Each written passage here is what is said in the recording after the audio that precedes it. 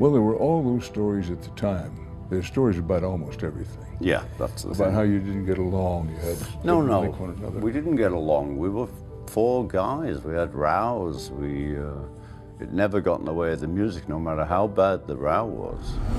The Beatles have shone brightly in music history and are known for their groundbreaking creativity and lasting impact. Yet, behind the scenes of their meteoric rise, whispers of discord and tension circulated among the band members. Finally, through the lens of Ringo Starr, their legendary drummer, the tales are laid bare and the truth surfaces. What caused the strife? How did they manage to maintain their musical cohesion amidst the strife? Join us as Ringo finally reveals how the Beatles didn't get along. Harmony amidst discord. In an interview, Ringo Starr addressed the persistent rumors during the Beatles' heyday that the band members didn't get along and even hated each other. He acknowledged that, while there were indeed stories about almost everything, including their supposed animosity, the truth was more nuanced. The four band members, like any group of close colleagues, had their disagreements and rows. However, Ringo emphasized that these conflicts never compromised their music. No matter how intense their arguments became, once they started playing, they always gave their best. He pointed out that such conflicts are a natural part of any close relationship, especially one as high pressure as theirs. Over time, as they grew older and their personal lives evolved, Ringo, for instance, had children. Their focus and the effort they initially poured into the band began to wane. Despite this, Paul McCartney's relentless work ethic played a crucial role in keeping them productive. Paul, whom Ringo described as the workaholic of the band, would frequently rally the others, ensuring they continued to make music even when John and Ringo preferred to relax. Ringo shared how he had been deeply immersed in the music industry since leaving the factory in 1960, consistently playing and producing records. He noted that many top-tier artists lose their sense of identity at the peak of their careers, but he believed that he and his bandmates managed to stay grounded. This was partly due to their shared background and the mutual support they provided each other. Whenever one of them started acting like a big shot, the others would step in to keep things in check. He recalled meeting Elvis Presley and feeling a sense of pity for him. Despite being surrounded by people, Elvis seemed isolated, whereas Ringo always had his three bandmates for support. This camaraderie among the Beatles helped them navigate the pressures of fame more effectively. Ringo admitted to hating practice and preferred learning by playing with other musicians, which he found more engaging. His early musical experiences in Liverpool, playing with neighbors and friends, laid the foundation for his career. Discussing the significant risk he took by leaving Rory Storm and the Hurricanes to join the Beatles, Ringo explained that, although the Hurricanes were more prominent at the time, he was drawn to John, Paul, and George's dynamic. They met in Germany and played at the same club, and their chemistry was evident. Despite others questioning his decision, Ringo had no hesitation in joining the Beatles. Ringo underscored that while the Beatles had their share of internal conflicts, these never detracted from their musical unity and collective success. The rumors of discord were part of their story, but they never overshadowed their shared commitment to the music. Despite the rumors of discord, Ringo's journey to the Beatles was shaped by his early musical influences and experiences. What pivotal moments transformed a young factory worker into a Beatle? Let us find out. From childhood struggles to Beatlemania beats. Sir Richard Starkey, MBE, known as Ringo Starr, was born on July 7, 1940. He was the only child of Richard Starkey and Elsie Gleave, who worked as confectioners. His mother, Elsie, loved singing and dancing, a passion she shared with her husband, who was a big fan of swing music. Before their son Richie was born, Richard Starkey and Elsie Gleave enjoyed spending their free time dancing at local ballrooms. However, their regular outings stopped soon after Richie's birth. Elsie became very protective of her son, almost to an extreme. Meanwhile, Starkey's father, known as Big Richie, began to lose interest in the family. He started spending long hours drinking and dancing in pubs, sometimes disappearing for several days in a row. To save money on housing, the family moved to Admiral Grove in the Dingle area in 1944. Shortly after, his parents separated and divorced within the year. Ringo later said he has no real memories of his father, who made little effort to stay in touch, visiting only about 3 times after the separation. Elsie struggled to live on the support payments of 30 shillings a week from her ex-husband, so she took several cleaning jobs before finding steady work as a barmaid, a job she kept for 12 years. When Starkey was 6, he got appendicitis. After a simple surgery to remove his appendix, he developed peritonitis and fell into a coma for several days. His recovery took a year, during which he stayed at Myrtle Street Children's Hospital in Liverpool, away from his family. When he was discharged in May 1948, his mother let him stay home, so he missed school. By the time he was 8, Starkey couldn't read or write and struggled with math. This made him feel out of place at school, leading him to frequently skip classes and hang out at Sefton Park instead. With help from his neighbour and surrogate sister, Marie Maguire Crawford, who tutored him twice a week, he almost caught up to his classmates. However, in 1953, he got tuberculosis and had to stay in a sanatorium for 2 years. While he was in the sanatorium, the medical staff tried to keep the patients active and entertained. They encouraged everyone to join the hospital band, which is where he first encountered a percussion instrument. He used a makeshift mallet made from a cotton bobbin to tap on the cabinets next to his bed. Soon after, his interest in drumming grew. He received the song "Bedtime for Drums" by Alan Ainsworth as a get-well gift from Crawford. Starkey said, "I was in the hospital band, and that's where I really started playing. From then on, I only wanted to play drums. My grandparents gave me a mandolin and a banjo, but I didn't want them. My grandfather gave me a harmonica, and we had a piano, but none of them interested me, only the drums." Starkey went to St. Silas, a Church of England primary school near his home, where his classmates called him Lazarus. He later attended Dingle Vale Secondary Modern School, where he excelled in art, drama, and practical subjects like mechanics. Due to his long hospital stays, he fell behind in school and couldn't take the 11+ exam needed to get into a grammar school. On April 17, 1954, Starkey's mother married Harry Graves at the Register Office on Mount Pleasant in Liverpool. Harry was originally from London and had moved to Liverpool after his first marriage ended. Graves loved big band music and singers like Dinah Shore, Sarah Vaughan, and Billy Daniels. He introduced Starkey to their recordings. Graves said that he and Richie never argued. Starkey said, "He was great. I learned kindness from Harry." After Starkey's long hospital stay because of tuberculosis, he didn't go back to school. Instead, he stayed home, listened to music, and played along by drumming on biscuit tins with sticks. When Starkey came back home from the sanatorium in late 1955, he tried to find a job, but he struggled to stay focused and disciplined. His first attempts at working didn't go well. To get some warm clothes, he took a job as a railway worker with British Rail. They gave him a suit, but no uniform, and because he couldn't pass the physical exam, he lost the job and had to rely on unemployment benefits.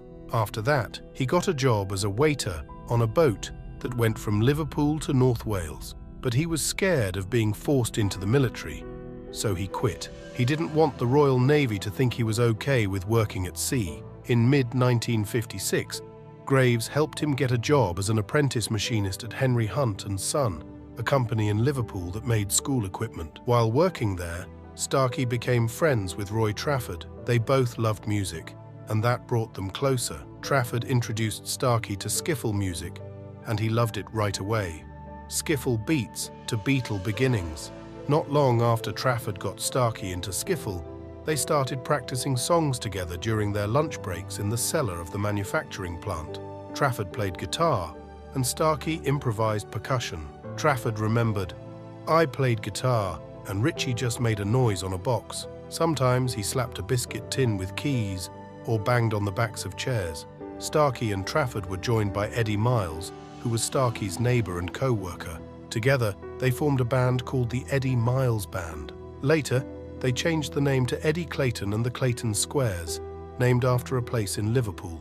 The band played well-known skiffle songs like Rock Island Line and Walking Cane. Starkey played percussion by using a thimble on a washboard, making rhythmic sounds. Starkey liked dancing, just like his parents did when they were younger. He and Trafford tried dance lessons at 2 different schools for a little while. Even though they didn't continue for long, those lessons taught them enough to dance decently and have fun when they went out at night. On Christmas Day in 1957, Graves gave Starkey a used drum kit. It had a snare drum, a bass drum, and a cymbal made from a rubbish bin lid. Even though it was simple, this drum kit helped Starkey get better at playing music. It also made the Eddie Clayton Band more appealing to audiences. They started getting bigger gigs in their area, but by early 1958, the popularity of skiffle music started to fade as American rock and roll became more popular in the UK.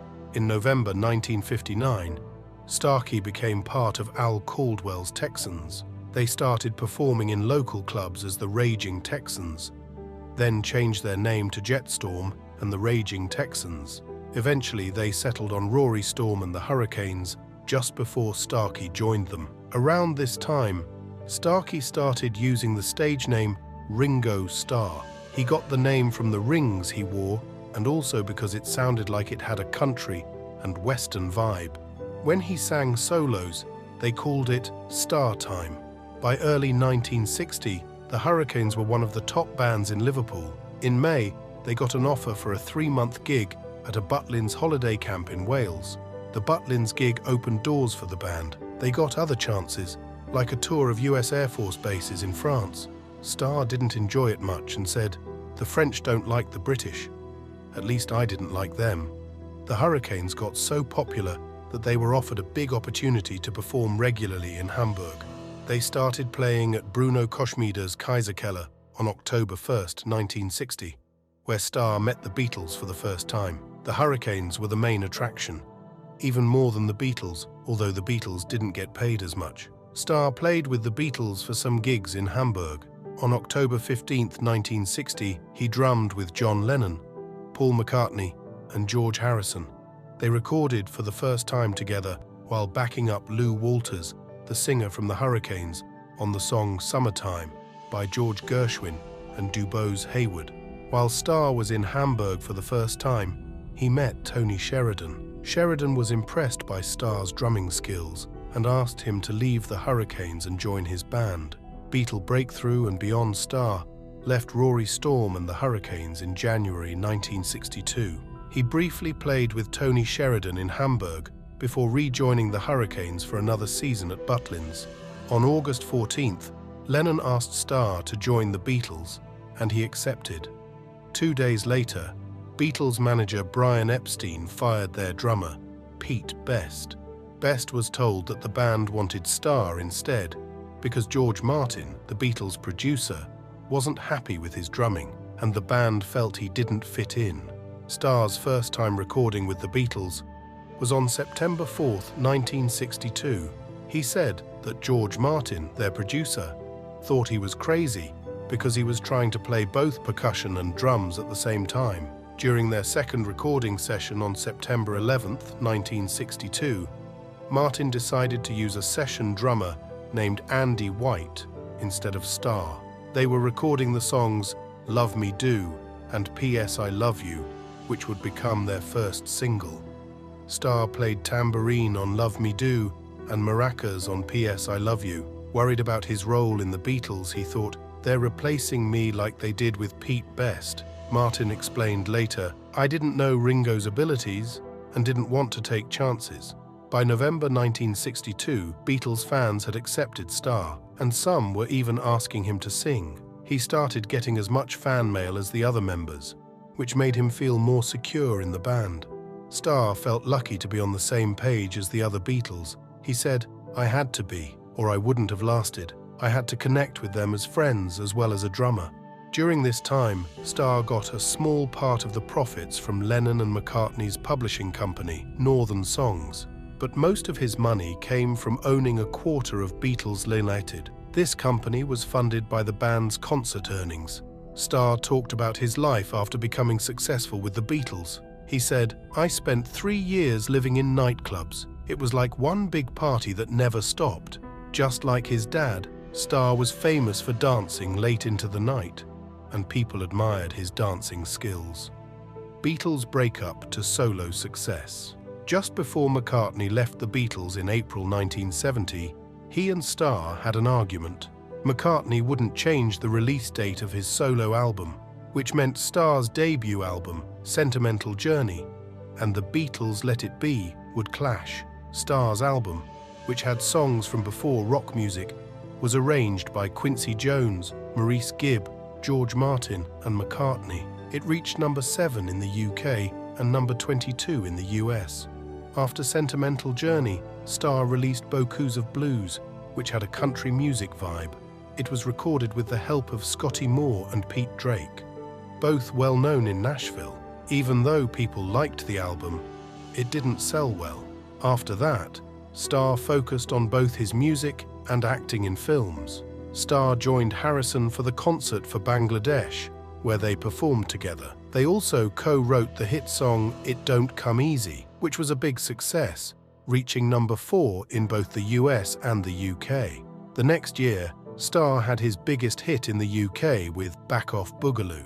It was produced and co-written by Harrison. The song reached number 2 in the UK and number 9 in the US. Starr also became friends with the English singer Mark Bolan. He directed his first movie, a documentary about T-Rex called Born to Boogie, in 1972. In 1973 and 1974, Starr had 2 songs that reached number 1 in the US. Photograph, which he co-wrote with Harrison, and You're 16, written by the Sherman Brothers. You're 16 was his 3rd million-selling single in the US. It also did well in the UK, reaching number 4. The album Ringo was a big success, liked by both fans and critics. It had a song called Oh My My, which reached number 5 in the US. The album itself reached number 7 in the UK and number 2 in the US. Author Peter Doggett says Ringo set the pattern for Starr's solo career. Since Starr wasn't a big songwriter, he depended on his friends and his likable personality. When he had both, his music usually turned out great. In 1974, Starr released Goodnight Vienna, which was also a success. It reached number 8 in the US and number 30 in the UK. The album had songs from Lennon, Elton John, and Harry Nilsson. One of the songs was a cover of the Platters' hit, Only You and You Alone, suggested by Lennon. It reached number 6 in the US and number 28 in the UK. Another song, No No Song by Hoyt Axton, reached number 3 in the US, making it Starr's 7th top 10 hit in a row. However, Snookeroo, written by Elton John, didn't chart in the UK. In the middle of November 1974, they made a music video and commercial for the album. They filmed it on the rooftop of the Capitol Records building in Los Angeles, which was made to look like a stack of discs. Lennon did a voiceover while Starr's spaceship landed on the building, and Starr got on it before flying over the city. In the video, Starr, Nilsson, and Keith Moon were there, along with a 40-foot robot named Gort placed on the building. During that time, Starr started dating Lindsay DePaul. He played tambourine on one of her songs called Don't You Remember When, which she wrote and produced for Vera Lynn. He also inspired another song by DePaul called If I Don't Get You, the Next One Will. She said it was about getting back at him because he missed a dinner date with her. He fell asleep in his office instead. In 1975, Starr started his own record label called Ringo Records. The label signed 11 artists and released 15 singles and 5 albums between 1975 and 1978. They released works by artists like David Henschel, Graham Bonnet, and Rab Noakes. During this time, Starr's own music career wasn't as successful, but he kept recording and stayed in the public eye. In 2001, he said that the decline in his career was because he didn't focus enough on music. He mentioned that he and his friends like Nilsson and Keith Moon were more into drugs and alcohol than music. They were part of a drinking club called the Hollywood Vampires. In November 1976, Starr was a guest at the band's farewell concert, which was featured in a documentary called The Last Waltz, directed by Martin Scorsese. Also, Starr released an album called Ringo's Rotogravure that same year. It was his first album under a new contract with Atlantic Records in North America and Polydor in other places. The album was produced by Arif Mardin and had songs written by Lennon, McCartney and Harrison. Starr promoted the album a lot, but it didn't do well in the UK charts. In America, it had two small hits. A Dose of Rock and Roll reached number 26, and a cover of Hey Baby reached number 74. The album sold okay and reached number 28 on the charts. After this, Atlantic Records changed Starr's music style, making it a mix of disco and 1970s pop for his next album, Ringo IV, in 1977. But this album didn't do well either, not charting in the UK and only reaching number 162 in the US. In 1978, Starr released another album called Bad Boy, which reached number 129 in the US and didn't chart in the UK. In April 1979, Starr got very sick with intestinal problems because of his earlier illness with peritonitis. He had to go to the Princess Grace Hospital in Monte Carlo. He was really close to dying, and during a surgery on April 28, doctors had to remove several feet of his intestine. 3 weeks later, he played with McCartney and Harrison at Eric Clapton's wedding. Then, on November 28, there was a fire that burned down his home in Hollywood, and a lot of his Beatles stuff got destroyed. A star on-screen Ringo wasn't just a drummer, he could act. And critics and folks in the movie business have praised Starr's acting skills. Walter Shenson, a director and producer, even called him a superb actor, an absolute natural. By the mid-1960s, Starr had become a big fan of movies. Besides his roles in A Hard Day's Night, Help, Magical Mystery Tour, and Let It Be, he also acted in Candy, The Magic Christian, Blindman, Son of Dracula, and Caveman. In one, he played Larry the Dwarf in Frank Zappa's 200 Motels and appeared in Harry Nilsson's animated film The Point. Starr played a teddy boy in That'll Be the Day in 1973 and had a part in The Last Waltz, a Martin Scorsese documentary film about the band's farewell concert in 1976. Starr took on the role of the Pope in Ken Russell's Listomania in 1975 and played a version of himself in McCartney's Give My Regards to Broad Street in 1984. In Ringo in 1978, a TV comedy film inspired by The Prince and the Pauper, he appeared as both himself and a character named Ognir Rats. Additionally, he had interview segments with fellow drummer Keith Moon in the 1973 documentary film about The Who, The Kids Are All Right. He wrote some books, such as Postcards from the Boys from 2004, Octopus's Garden from 2014, and Photograph from 2015. Love, Loss and Legacy. Starr met his first wife Maureen Cox in 1962, around the time he joined the Beatles. They got married in February 1965. Beatles manager Brian Epstein was the best man, and Starr's stepfather, Harry Graves, and fellow Beatle George Harrison were witnesses at the wedding. Their marriage even inspired a novelty song called Treat Him Tender Maureen by the Chiclets. The couple had 3 children, Zach, Jason, and Lee. In 1971, Starr bought Lennon's house, Tittenhurst Park, in Berkshire, and moved his family there. However, they got divorced in 1975 because Starr was unfaithful multiple times. Cox passed away from leukemia at the age of 48 in 1994. In 1985, Starr became the first of the Beatles to become a grandfather when Zach's daughter, Tatia Jane Starkey, was born. Zach, who is also a drummer, spent time with Keith Moon from The Who when his father was away. He has even performed with his father during some all-star band tours.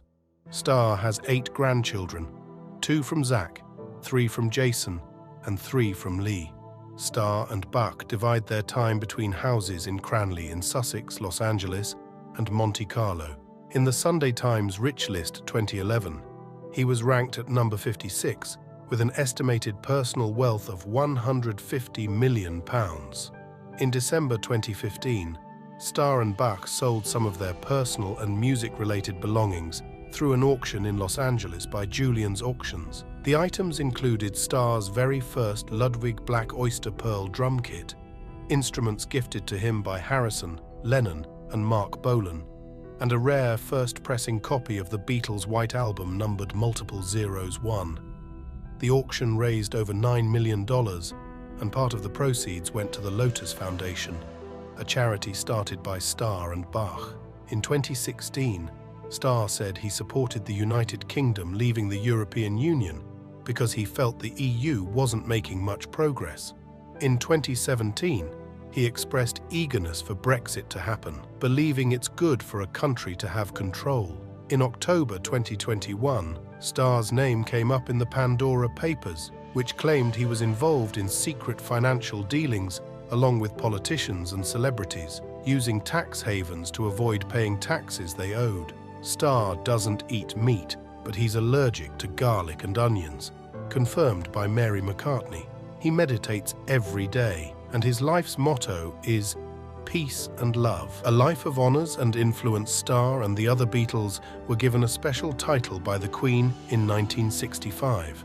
They got this title at Buckingham Palace on October 26th. Also, they were all in the running for a special movie award for their acting in A Hard Day's Night in 1964. Back in 1971, the Beatles got an award for Best Original Song Score for the music they made in the movie Let It Be. Also, there's a tiny planet called 4150 Star, found in 1984 and named after Ringo Starr. He was also up for an award in 1989 for his acting in a kids' TV show called Shining Time Station. In 2015, after 27 years of being part of the Beatles when they were inducted into the Rock and Roll Hall of Fame, Ringo Starr finally got his own spot for his solo career. The interesting thing is, while John Lennon, Paul McCartney, and George Harrison were all inducted in the Performers category, Ringo got in under the Musical Excellence category. At the 50th Grammy Awards, Ringo Starr, along with George Martin and his son Giles, won the Best Compilation Soundtrack Award for Love. Then, on November 9, 2008, Ringo accepted a special Diamond Award for the Beatles at the 2008 World Music Awards in Monaco. On February 8, 2010, Ringo got a special honor, a star on the Hollywood Walk of Fame. It's the 2,401st star, and you can find it at 7050 North Vine Street, right in front of the Capitol Records building. John Lennon, Paul McCartney, and George Harrison also have stars there. In 2018, Ringo got a special title called Knight Bachelor for his contributions to music. He officially became a knight in a ceremony at Buckingham Palace on March 20, 2018, with Prince William doing the knighting. In 2022, Starr received an honorary Doctor of Music degree from the Berklee College of Music for his immeasurable impact on music, film and television, and popular culture. As we reflect on his remarkable legacy, we celebrate not only his musical genius, but also his unwavering spirit and timeless artistry, forever engraved in the fabric of our cultural heritage. Ringo Starr's life remains a symphony of creativity, love, and joy, leaving an indelible mark on the world stage. Thanks for watching. Check out another interesting video by clicking on the link appearing on your screen right now.